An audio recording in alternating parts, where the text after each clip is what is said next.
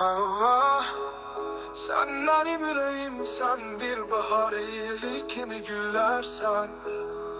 Her attığımınla beni ofsunlarsan, sen hayatımın en güzel rengisin. İlk günden kalbimi aldın sen. Bir bakışınla dünyam değişti derinden. Sonsuz bir yola çıktım seninle ben.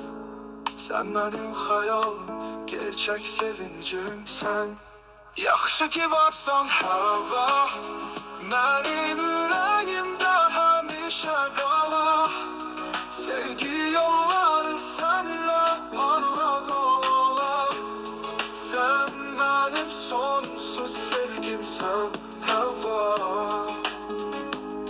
Hava, sen gülüşünle ışık saçan gecem sen. Her an senle hayatım tamamdı bence. Bir sağlık kimi yürekten gelen. Sevgim sana bitmez bir incelece. Her bir nefesim senden ilham alır. Senle hayat en güzel renklerde kalır. Kalbim senle ebedi bir muhabbet çalır. Hava, sevgim seni hiçbir vaxt azalmır.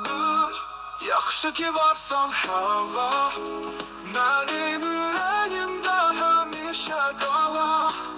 Sevgi yolları senle parlak ola.